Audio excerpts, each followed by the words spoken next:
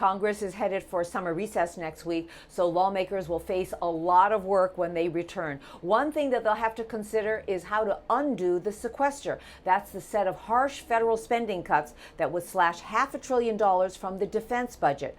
With U.S. cuts looming, defense makers are looking overseas. And as Sylvia Hall reports, it turns out the industry has become quite the exporter. We've all seen the bombs, planes, and tanks that support our military. But did you know troops all over the world count on American-made equipment? The U.S. is one of the biggest arms manufacturers in the world, and right now the defense export business is taking off. Typically these kind of things have gone in waves, but we've really seen an uptick in our international business. Chris Raymond of Boeing says almost a quarter of the company's defense sales went to other countries last year. That's up from 7% about a decade ago, and this year he expects it to rise. They deliver equipment like Apache helicopters, C-17 fighters, and P-81 aircraft to about 30 countries in the Middle East, Europe, and Asia.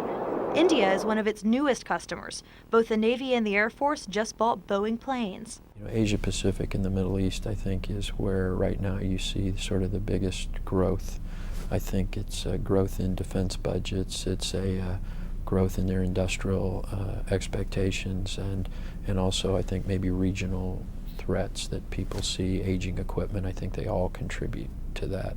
The uptick in international business is a bright spot for U.S. defense companies. After all, their biggest customer, the U.S. government, is scheduled to slash defense spending January 1st. Industry and others in the Department of Defense and Congress are actually looking abroad to other countries, our allies and partners, who may be able to buy more of the weapon systems made by U.S. countries. And so what that will do is it will help offset the downturn in U.S. defense spending, at least for the industrial base, to preserve some capacity in our industrial base and to preserve some capabilities that we have. Defense analyst Todd Harrison says it's not just about business. Selling U.S. defense equipment to other countries helps firm up relationships with allies.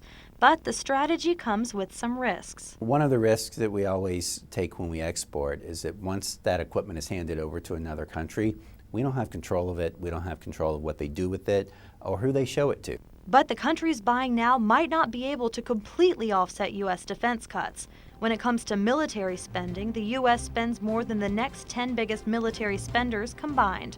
Sylvia Hall, NBR, Washington.